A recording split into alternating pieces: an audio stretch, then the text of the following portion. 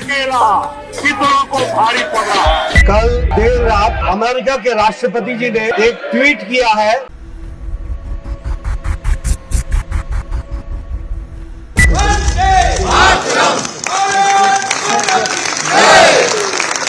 50% থেকে 18, এটাই কি মাস্টার স্ট্রোক নাকি শুল্কের অঙ্কে মোড়া এক নিঃশব্দ আত্মসমর্পণ? উল্লাসের ঢাকের তালে চাপা পড়ে যাচ্ছে কি ভারতের আসল ক্ষতি? নমস্কার, আমি মধুরিমা ভৌমিক আর দৈনিক সংবাদ অনলাইনে আপনারা দেখছেন সত্যি আসলে বেদনাদায়ক। एक तेरा एक मेरा, दो तेरा दो मेरा, तीन तेरा तीन मेरा, 50-50 बराबर है। Everything okay? Happy? Very happy. No cheating? No cheating. Bharat এবং আমেরিকার মধ্যে যে বাণিজ্য চুক্তি মাসের পর মাস আটকে ছিল তা এক রাতেই এক ঝটকায় ছাড়পত্র পেয়ে গেল। প্রধানমন্ত্রী নরেন্দ্র মোদী এবং আমেরিকার প্রেসিডেন্ট ডোনাল্ড ট্রাম্পের মধ্যে একটি ফোন আলাপের পরেই ছাড়পত্র পেয়ে গেল দীর্ঘদিন ধরে ঝুলে থাকা দুই দেশের মধ্যে দ্বিপাক্ষিক বাণিজ্য চুক্তি। ট্রাম্প নিজেরই মালিকানাধীন সোশ্যাল মিডিয়া ট্রুথ সোশ্যালে সেই চুক্তির কথা ঘোষণা করলেন। পত্রপাঠ ভারতের তরফে এলো এক অকুণ্ঠ কৃতজ্ঞতা জ্ঞাপন। প্রধানমন্ত্রী মোদী এক্স হ্যান্ডেলে দীর্ঘ টুইট করে এই চুক্তির জন্য ট্রাম্পকে ধন্যবাদ জানালেন। স্ক্রিনে আপনারা দেখতে পাচ্ছেন প্রধানমন্ত্রীর সেই পোস্ট। ট্রাম্পকে আবার সেই আগের মতন মাই ডিয়ার ফ্রেন্ড বলে সম্বোধন করে মোদী লেখেন, আজ আমার প্রিয় বন্ধু প্রেসিডেন্ট ট্রাম্পের সঙ্গে কথা বলতে পেরে আনন্দিত। ভারতে তৈরি পণ্যের উপর এখন শুল্ক কমিয়ে 18% করা হয়েছে জেনে আনন্দিত। এই দারুণ ঘোষণার জন্য 140 কোটি ভারতবাসীর পক্ষ থেকে প্রেসিডেন্ট ট্রাম্পকে অনেক ধন্যবাদ। ট্রাম্পের দাবি অনুযায়ী এই চুক্তির আওতায় ভারতের উপর চাপানো শুল্ক 50% থেকে কমে 18% নেমে আসবে, আর তার বদলে ভারত আমেরিকা থেকে $500 বিলিয়ন পণ্য কিনবে। আমেরিকান পণ্যের উপর শুল্ক শূন্যে নামিয়ে আনবে। হ্যাঁ, শূন্যে নামিয়ে আনবে। কৃষির মতন সংবেদনশীল ক্ষেত্র আমেরিকান আমদানির জন্য হাট করে খুলে দেবে। সর্বোপরি রাশিয়া থেকে তেল কেনার কথা কার্যত ভুলে যাবে। 50% থেকে 18% নামানোর এমন নাটকীয় কাঁচি চালানো ঘিরে সরকার এমনভাবে জয় উদযাপন শুরু করলো যেন মোদিজি কোনো যুদ্ধ জিতে ফিরেছেন। দলীয় অফিসে তাকে স্বাগত জানানো হলো বিজয়ীর মতন। দেখুন সেই ছবি। এক্সে টুইটের বন্যা শুরু হলো। মোদিজিকে ধন্যবাদ জানিয়ে একের পর এক টুইট। সব টুইটের মূল কথাও প্রায় এক, one nation one party one leader one tweet. বড় অংশের সাংবাদিক আজ সরকারের স্টেনোগ্রাফার হয়ে গেছে, ফলে এই সব ঢাক ঢোলের বাদ দিয়ে আপনি আরো শুনবেন, কিন্তু যেটা আপনি শুনবেন না সেটা হলো এই চুক্তির খুঁটিনাটি নিয়ে সত্যিকারের গভীর কোনো আলোচনা। কারণ এই চুক্তি নিয়ে যতটা হাইপ তৈরি করা হচ্ছে ঠিক ততটাই নীরবে চাপা দেওয়া হচ্ছে এর আসল শর্তগুলোর ওপর।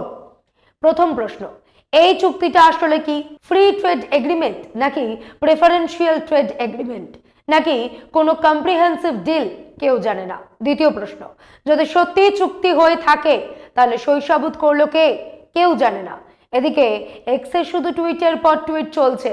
ওয়াশিংটনে বসে ট্রুথ সোশ্যালে ট্রাম্প সাহেব দাবি করেছেন এই চুক্তি কার্যকর হলে ভারত $50,000 কোটি বেশি, মানে 45 লক্ষ কোটি টাকারও বেশি মূল্যের জ্বালানি, প্রযুক্তি, কৃষি, কয়লা এবং অন্যান্য অনেক পণ্য আমেরিকা থেকে কিনবে। আর ভারত কি করবে? ট্রাম্পের দাবি প্রধানমন্ত্রী মোদী রাশিয়া থেকে আর তেল কিনবেন না, তার বদলে তিনি আমেরিকা এবং ভেনেজুয়েলা থেকে তেল কিনতে সম্মত হয়েছেন। এই চুক্তি সই হয়ে গেলে ভারত কি করবে? সত্যি প্রধানমন্ত্রী মোদী তা নিয়ে একটা কথাও বলেননি। এখানে প্রসঙ্গত ছোট্ট করে বলে রাখি, আমাদের প্রতিবেশী যে যুদ্ধুধান দেশ পাকিস্তান, তাদের ওপরেও 18% শুল্ক চাপিয়েছেন ট্রাম্প। তারপরেও আমাদের উৎসাহিত হওয়ার কারণ রয়েছে। আমাদের আরো দুই প্রতিবেশী রাষ্ট্র, যেমন বাংলাদেশের উপর 20% আর চীনের উপর 30 থেকে 35% শুল্ক চাপিয়েছে ওয়াশিংটন।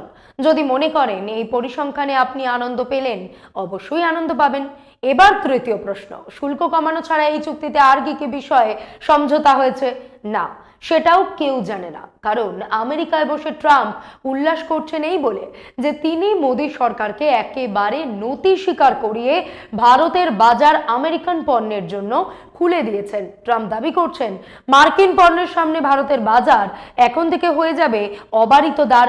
আমেরিকার যে কোনো কোম্পানি তাদের যে কোনো মাল চাইলেই ভারতে অবলীলায় এক্সপোর্ট করতে পারবে এবং তার জন্য ভারত একটা পয়সাও আমদানি শুল্ক নেবে না। লক্ষ্য করার বিষয় হলো আমাদের সরকারও কিন্তু ট্রাম্পের এই দাবি স্পষ্টভাবে অস্বীকারও করছে না।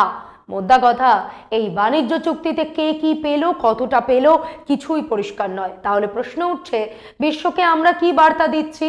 কারণ ট্রাম্পের ঘনিষ্ঠ সহযোগী লিন্ডসে গ্রাহাম প্রকাশ্যেই বলেছেন, এই দেখো ট্রাম্প কিভাবে ভারতকে লাইনে এনেছেন। ফলে এটা অন্য দেশগুলোর জন্য সতর্ক বার্তা, ভারতের মতন তোমরাও রাশিয়ার সঙ্গে লেনদেন বন্ধ করো, ওয়াশিংটনের চাহিদা মেনে বাধ্য সন্তানের মতন লাইনে এসে দাঁড়াও। এই ঘোষণার পর মোদী সরকার নিজেকে ধুরন্ধর বলে ঢাক পেটাচ্ছে। কোন ধুরন্ধর? এই মুহূর্তে বলিউডের যে স্পাই অ্যাকশন থ্রিলার ব্লকবাস্টার সেই ধুরন্ধর। অন্যদিকে বিরোধীরা বলছে না না, আদানি এপস্টিন আর আর্থিক সংকটের চাপে মোদিজি সারেন্ডার করেছেন। বিরোধীদের অনুযোগ মেক ইন্ডিয়া গ্রেট আগেইন নয়, মোদিজি এখন মেক আমেরিকা গ্রেট আগেইন কর্মকাণ্ডে জড়িয়ে পড়েছেন। বিরোধী দলনেতা রাহুল গান্ধী অভিযোগ তুলেছেন আমেরিকার ধনকুবের তথা যৌন অপরাধী জেফরি এপস্টিনের ফাইলে নরেন্দ্র মোদীর নাম, আর তার সঙ্গে ঘুষ কেলেঙ্কারিতে শিল্পপতি গৌতম আদানিকে আমেরিকার সমন। এই সারাশি চাপেই প্রধানমন্ত্রী আমেরিকার প্রেসিডেন্ট ট্রাম্পের শর্ত মেনে বাণিজ্য চুক্তি করতে রাজি হয়েছেন। রাহুল দাবি করেছেন প্রধানমন্ত্রী ভয়ঙ্কর চাপে রয়েছেন, কারণ হাজার হাজার কোটি টাকা দিয়ে নরেন্দ্র মোদীর ভাবমূর্তির যে বেলুন ফোলানো হয়েছিল তা ফেটে যেতে পারে, তাই তিনি সারেন্ডার করে ফেলেছেন। রাহুলের বক্তব্য, তিনি এসব কথা খোদ সংসদে বলতে চাইছিলেন বুঝেই তাকে সংসদে বিতর্কে বলতে বাধা দেওয়া হচ্ছে। नरेंद्र मोदी जी पर प्रेशर है, भयंकर प्रेशर है, और नरेंद्र मोदी जी का जो इमेज का गुब्बारा है, जो हजारों करोड़ रुपए लेकर बनाया गया था, वो फूट सकता है। इशू ये नारावाने की स्टेटमेंट नहीं है, ये साइड शो है, और वो भी जानते हैं, मैं भी जानता हूं। मेन बात ये है कि हमारे प्रधानमंत्री को कॉम्प्रोमाइज कर दिया गया है। किसने किया है, कैसे किया है, ये हिंदुस्तान की जनता को सोचना है। मगर इतिहास में पहली बार हिस्ट्री में एलओपी को प्रेसिडेंशियल एड्रेस में नहीं बोलने दिया है। बट ये आप समझिए, और हिंदुस्तान के जो किसान हैं, आप सब समझिए कि इस ट्रेड डील में आपकी मेहनत को, आपके खून पसीने को नरेंद्र मोदी जी ने बेच दिया है। তবে রাহুল গান্ধী যতই অভিযোগ তুলুন, অন্তত ব্যবসায়ী আর শিল্পমহল এই চুক্তি থেকে অক্সিজেন পেয়েছে, যদিও তাদের কাজই হলো সরকারের কাজের জাস্টিফিকেশন খোঁজা, তা সে বাজেটই হোক কিংবা ধুরন্ধরের মতন হাইপার ন্যাশনালিজমে ভরপুর স্পাই অ্যাকশন থ্রিলার। ভারতের ব্যবসায়ী মহল মনে করছে যে অনিশ্চয়তায় এতদিন একটা ভয়ঙ্কর দমবন্ধ পরিবেশ তৈরি হয়েছিল, এই চুক্তির পর সেই গুমোট ভাবটা অন্তত কিছুটা পরিষ্কার হলো। সেই কারণেই 3 দিন আগে বাজেট পেশের সময় 1500 পয়েন্ট গোত্তা খাওয়া সেন্সেক্সে গতকাল প্রায় ঐতিহাসিক লাভ দিয়েছে। ইন্ডিয়া ইউএস ট্রেড ডিল সই হওয়ার খবরে দালাল স্ট্রিটে হাসি ফিরে এসেছে। এক লাফে 2073 পয়েন্ট লাফিয়েছে সেন্সেক্স। মঙ্গলবার একটা পর্যায়ে তো 4200 পয়েন্টের বেশি বেড়ে প্রায় 86,000 ছুঁই অবস্থায় চলে গেছিল সেন্সেক্স। কিন্তু বিষয়টা হলো, এত আতশবাজি আর উৎসবের ভিড়ে মূল প্রশ্নগুলো চাপা পড়ে যাচ্ছে না তো? কি সেই প্রশ্ন? এই চুক্তির মাধ্যমে আমরা কি আমেরিকার কাছে কার্যত আত্মসমর্পণ করছি? 12,000 কিলোমিটার দূরে বসে ওয়াশিংটনকে ঠিক করে দিচ্ছে যে কোথা থেকে আমরা তেল কিনবো আর কোথা থেকে কিনবো না। ওয়াশিংটনের ঠান্ডা ঘরে বসে কি আমাদের দেশের কৃষকদের পেটে লাথি মারার প্রস্তুতি চলছে? এখানে বড় একটা ধোঁয়াশা রয়েছে। আমেরিকা কি সত্যি আমাদের উপর শুল্কের 18%ই আটকে রাখবে? আসলে এর পেছনেও একটা গল্প রয়েছে।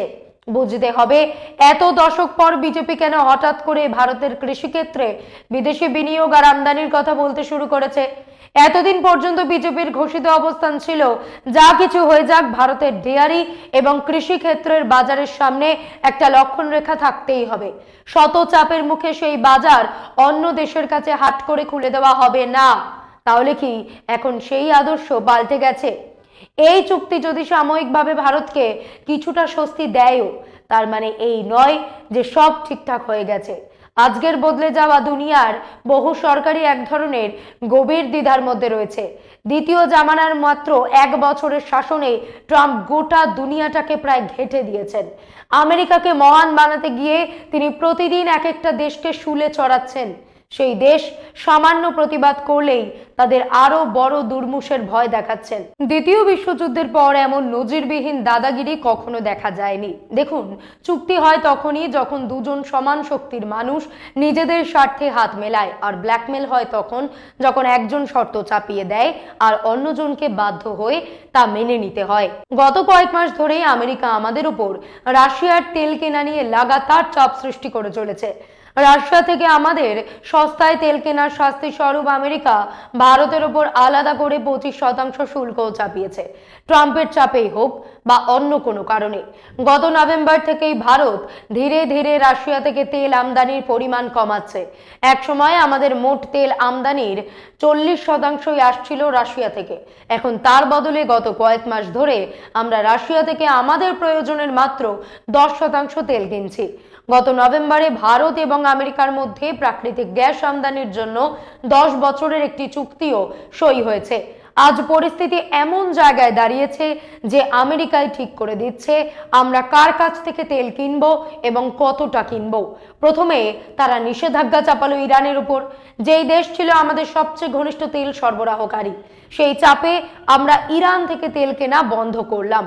তারপর আমরা পৃথিবীর অন্য প্রান্তে গিয়ে ভেনেজুয়েলা থেকে সস্তা তেল খুঁজে পেলাম। সঙ্গে সঙ্গেই আমেরিকা ওখানেও নিষেধাজ্ঞা চাপালো। এরপর যখন আমরা রাশিয়া থেকে তেল কিনতে চাইলাম তখন আমাদের উপর শুল্কের খাড়া টাঙিয়ে দেওয়া হলো, প্রচ্ছন্নে বলে দেওয়া হলো বাপু রাশিয়া থেকে তেল কেনা চলবে না। তাহলে কি আবার ফিরে যাব ভেনেজুয়েলায়? সোজা কথায় এই নতুন চুক্তিটা একটা বিষয় পরিষ্কার করে দিচ্ছে, আমরা এখন আমেরিকার সুরেই নাচছি।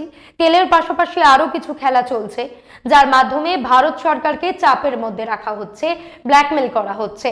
ঘটনাচক্রে এই আবহেই প্রকাশ্যে এসেছে এপস্টিন ফাইলসের নতুন ট্রান্স। আমাদের পেট্রোলিয়াম মন্ত্রীর নাম আগেই কুখ্যাত যৌন অপরাধী এপস্টিনের এই লজ্জাজনক ফাঁস হওয়া ফাইলে উঠে এসেছিল। এখন ফের নতুন কিছু তথ্য সামনে এসেছে। তবে এটা পরিষ্কার করে বলছি, ফাইলে নাম থাকা কোনো দোষ প্রমাণ করে না। কিন্তু এসব জিনিস যখন ইন্টারনেটে আসে তখন আপনি জানেন হাজার হাজার মোবাইলে সেটা ঘুরতে থাকে, রসালো আলোচনা হয়। এপস্টিনের এই নতুন ফাইলগুলোতে সরাসরি প্রধানমন্ত্রী মোদীর নামও উঠে এসেছে। 2019 সালের 10ই আগস্ট রহস্যজনকভাবে জেলে বন্দি এপস্টিনকে তার সেলে মৃত অবস্থায় পাওয়া যায়। সেই মৃত্যু ঘিরে বিশ্বজুড়ে ব্যাপক বিতর্ক এবং জল্পনা তৈরি হয়। যদিও ময়না তদন্ত রিপোর্ট সব জল্পনায় জল ঢেলে জানিয়ে দেয় এপস্টিন আত্মহত্যা করেছে। যাই হোক, মার্কিন আদালতের রায় এতদিনে তার গোপন ফাইল, ইমেল, চ্যাট ইত্যাদি প্রকাশ্যে আসার এপস্টাইনের মাধ্যমে কিভাবে নেটওয়ার্কিং চলতো তার ইঙ্গিত পাওয়া যাচ্ছে। যদিও বিদেশ মন্ত্রক মোদিজির পক্ষে সাফাই দিয়ে বিবৃতি দিয়েছে, তাই বলে মানুষকে গল্প বানানো থেকে সহজে আটকানো যায় এই সব ফাঁসের পরেই লক্ষ্য করুন কিভাবে হঠাৎ করে আমেরিকার সঙ্গে এই চুক্তি চূড়ান্ত হয়ে গেল। অবশ্যই এটা কাকতালীয় হতে পারে। এর ওপর আবার গৌতম আদানির উপরেও মার্কিন নিয়ন্ত্রক সংস্থার চাপ ছিল ঘুষকাণ্ড নিয়ে। শেষ পর্যন্ত এই সপ্তাহেই আদানি স্বীকার করেছেন তিনি ওই মামলায় সমন পেয়েছেন। সেই সমনের জবাব দেওয়ার জন্য তার হাতে সময় মাত্র 90 দিন। সেই সমনের পর 3 দিনও কাটলো না, তার মধ্যেই ভারত আমেরিকার চুক্তি ফাইনাল।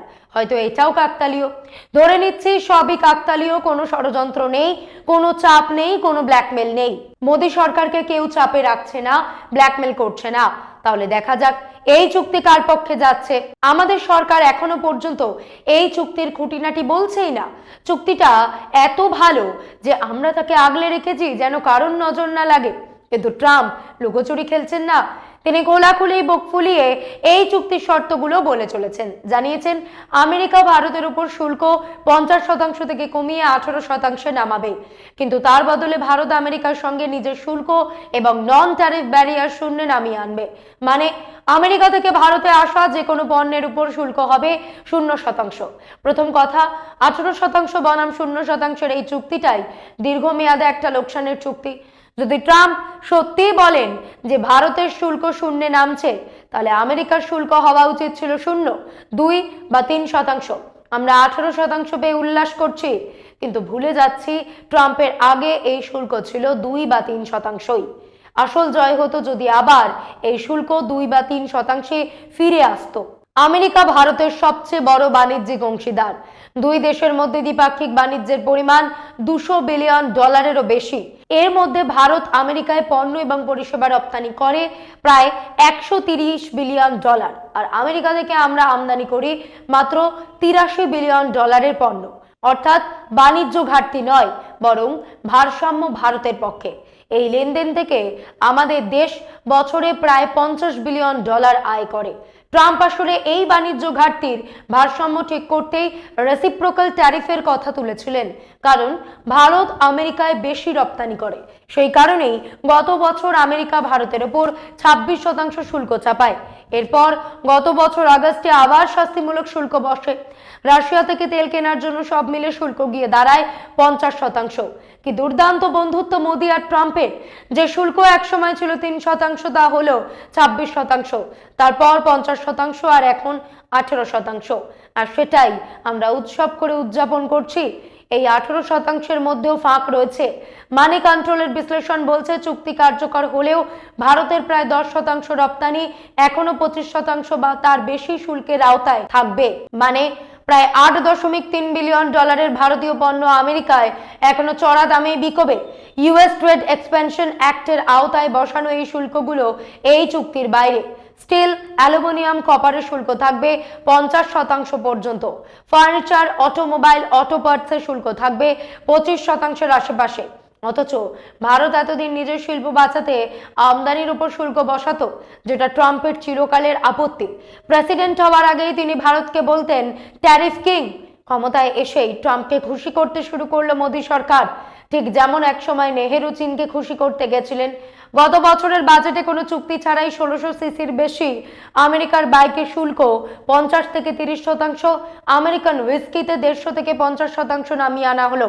আমরা ছাড় দিলাম, ট্রাম্প খুশি হলেন, আর ঘনিষ্ঠ মহলে মুচকি হেসে বললেন, দেখলেন আমি ভয় দেখালাম, ওরা কেমন মাথা নত করলো, এবার আরো নত করাই। এরপর ট্রাম্প ঘোষণা করলেন ভারত $500 বিলিয়ন আমেরিকান পণ্য কিনবে। এটা ভোকাল ফর লোকাল নয়, এটা ভোকাল ফর আমেরিকা। এই অঙ্ক বর্তমান আমদানির 10 গুণ। 5 বছরেও পূরণ হবে না যদি না আমরা সব তেলই আমেরিকা থেকে কিনি। আর সবচেয়ে উদ্বেগের জায়গা কৃষি। ভারত বছরের পর বছর কৃষিকে বিশ্ববাজারের চাপ থেকে বাঁচিয়ে রেখেছে। যখনই কৃষিকে কোনো আন্তর্জাতিক চুক্তিতে ঢোকানো হয়েছে, কৃষক রাস্তায় নেমেছে। সবচেয়ে বেশি প্রতিবাদ করছে বিজেপি। বিশেষ করে 1994 সালে WTO-তে যোগ দেওয়ার সময় মুরলী মনোহর যোশী, অটল বিহারী বাজপেয়ী তখন কৃষকদের কণ্ঠস্বর ছিলেন। তারপর থেকে বিশ্বায়নের চাপ থেকে কৃষকদের রক্ষা করা বিজেপির মূল এজেন্ডা। আজও প্রায় সব চুক্তিতে কৃষি বাদ থাকে। EU চুক্তিতেও তাই ছিল। কিন্তু আমেরিকার ক্ষেত্রে মাথা নোয়ানোর ইঙ্গিত স্পষ্ট। কৃষিমন্ত্রী বলছেন কৃষি সুরক্ষিত। সূত্র বলছে কিছু নন কোর সেক্টর খুলতে পারে। এর লাভ হবে আমেরিকার কৃষকদের। ভারতের কৃষকদের দুর্দশা বাড়বে। কেন কৃষির বাজার খুলে দেওয়া হচ্ছে? সপক্ষে যুক্তি। $200 বিলিয়ন বাণিজ্য বাঁচাতে $2 বিলিয়ন কৃষি আমদানি মেনে নেওয়া যায়। আসলে এই অঙ্কের খেলাতেও লুকিয়ে থাকে আসল সত্য। ভারতে কৃষি শুধু লাভের ব্যবসা নয়, 40% মানুষের জীবন জীবিকা। একটা ফসল নষ্ট মানে গ্রাম ধ্বংস, পরিবার ধ্বংস, আত্মহত্যা। সেখানে আমেরিকায় কৃষি নিছক একটা শিল্প, যন্ত্রচালিত, ভর্তুকি পুষ্ট। সেই সস্তা পণ্য যদি এখানে একবার ঢুকে পড়ে, লক্ষ লক্ষ পরিবার ধ্বংস হতে পারে। সবচেয়ে আশ্চর্যের বিষয়, এই সিদ্ধান্ত নিচ্ছে বিজেপি, যেই দল দশকের পর দশক এর বিরোধিতা করেছে। 24 ঘন্টা কেটে গেল, সরকার একবারও বলল না ট্রাম্পের টুইট মিথ্যে, এমন কিছু হচ্ছে না। বরং আমেরিকার কৃষিমন্ত্রী বলছেন এই চুক্তি গ্রামীণ আমেরিকায় টাকা ঢালবে, এতে মার্কিন কৃষক খুশি। মোদিজি বলেছিলেন কৃষকের আয় দ্বিগুণ হবে। এখন দেখা যাচ্ছে আমেরিকার কৃষকের আয় দ্বিগুণ হচ্ছে। চুক্তি হওয়াটা খারাপ নয়, কিন্তু এই চুক্তি যতটুকু জানা যাচ্ছে ভারতের চেয়ে আমেরিকার পক্ষেই বেশি লাভজনক। আমরা শুল্ক শূন্য করছি, তেল কিনছি, কৃষি খুলছি, আর বদলে পাচ্ছি 18% শুল্ক। সহজ কথায় নাকের বদলে নরুন পেলাম, টাক জুমাজুম জুম। আজ এই পর্যন্তই। এমন আরো বিষয় জানতে অবশ্যই সাবস্ক্রাইব করুন, লাইক, কমেন্টে শেয়ার করুন। দেখতে থাকুন দৈনিক সংবাদ। শুধু আমি যথেষ্ট।